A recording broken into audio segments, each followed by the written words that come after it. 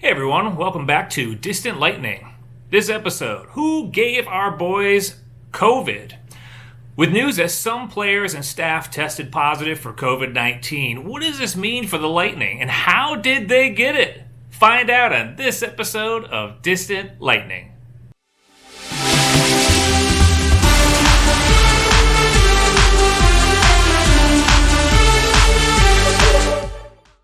Okay, let's look at the news for a second. On NHL.com, the Tampa Bay Lightning released the following statement on Friday, that's yesterday as of this recording. We have learned that 3 players and additional staff members have tested positive for COVID-19 virus. Those players have been self-isolated following CDC protocols and are asymptomatic other than a few cases of low-grade fever. Those who have been in contact with these individuals have been notified.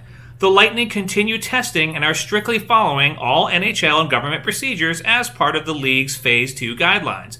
Upon receiving positive tests yesterday, team training facilities will remain temporarily shut down until we can ensure a safe environment.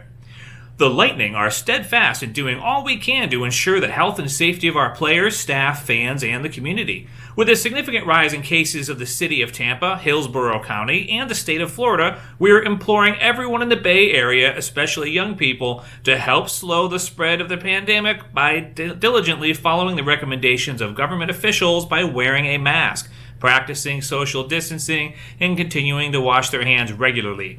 We need to work together as a community to slow the spread. And that's a quote from Julien Brisebois himself, GM of the Lightning. Over on NBC.com, they report that TSN's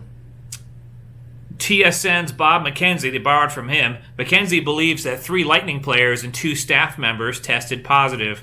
McKenzie notes that facilities could reopen if remaining staffers and players don't test positive. Now, if more Lightning players or staff members test positive, well, what then? We'll have to wait and see, I guess. As of this writing, the Lightning have not released a statement on the matter. Sportsnet's Elliot Friedman backs up McKenzie's report. Florida ranks as one of the states hardest hit by COVID-19. It ranks among the states that have seen record spikes in positive cases lately, and there are concerns that Florida could become the next epicenter for the spread of this disease. Florida Governor Ron DeSantis recently said that the state will not shut down despite these spikes. Quote, "No, we're not shutting down. We're going to go forward," DeSantis said Tuesday. "You have to have society function." So the Lightning aren't the only sports team in Florida to get hit by a COVID-19 outbreak either. 5 Philadelphia Phillies players and 3 staffers who were training in the Clearwater area also tested positive for COVID-19. It goes on to say, here's hoping that at least the Lightning and NHL decision makers err on the side of caution, even if others seem more willing to roll the dice. Later on Friday, Lightning released a statement regarding players testing positive for COVID-19. The team confirmed that 3 players tested positive but did not name specific ones. The Lightning didn't clarify how many staff members tested positive. Lightning GM Julien Brisebois announced that those players self-isolated and are asymptomatic other than a few cases of low-grade fever. Somewhat strange since there aren't that many cases.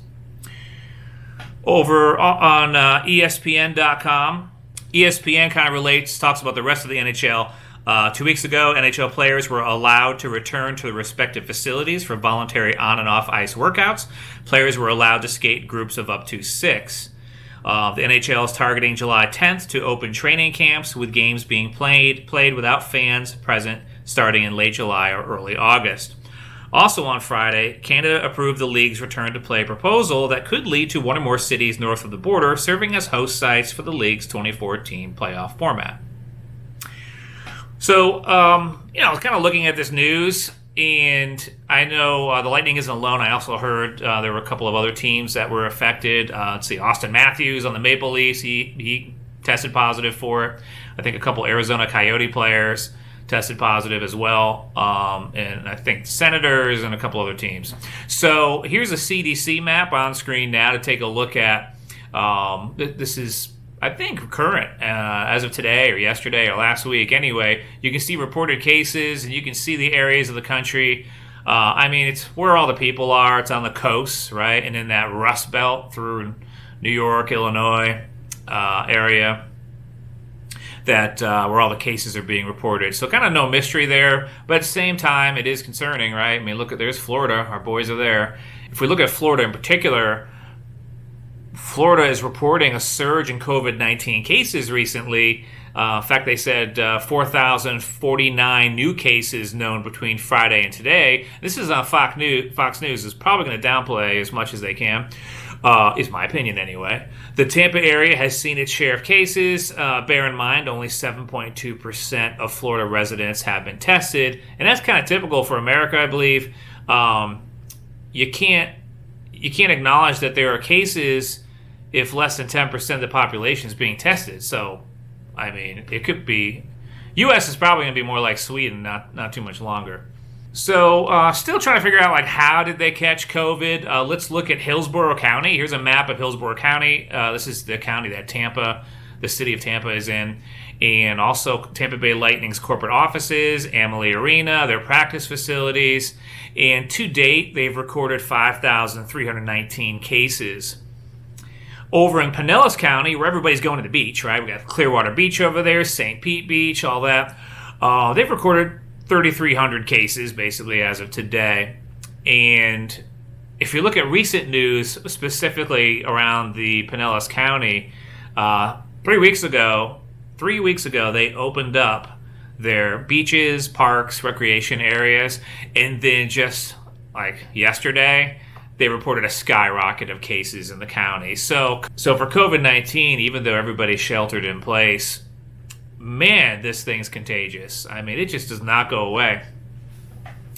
So back to our Tampa Bay Lightning players. You know, how did they catch COVID? I mean, we can speculate. Why not? It's fun. So did they catch it at the gym? Did they catch it at the practice rink? Maybe in the locker room? Wives and girlfriends, okay? The wags. Did they get it from them, maybe? Were they hanging out a little too much with Doc Talk with Killer, right? Riding around on their Sea-Doos. Or were they going out on the town?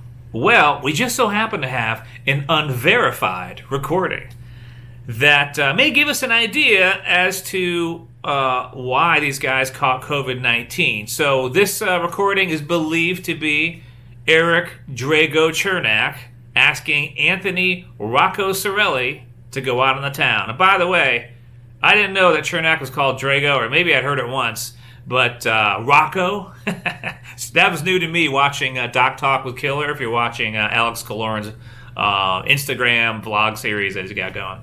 Anyway, let's have a listen. Yo, Rocco, Drago, let's get a beer. What do you mean the coach said no drinking? It's just one beer, man. We'll go to the place, we went last time. There's nobody there. Oh, come on. Tell Johnny to go put his big boy pants on. He can come too. Taijo says, Breezeball says no bars. Oh, come on. You guys, you need to loosen up a little bit. Come on, Rocco. Come on, don't make me go alone. That's a boy. Good boy. All right, I'll pick you up in 15 minutes. Yeah, that's right. Oh, yeah, there'll be some babes there, you know. You know the Drago always hooks you up. That's right. 15 minutes. All right, ciao. Okay, well, there you have it. I mean, it's unverified, so I don't know the veracity of that call, but highly likely. All right, guys, thanks for joining in, and we'll see you next time on Distant Lightning.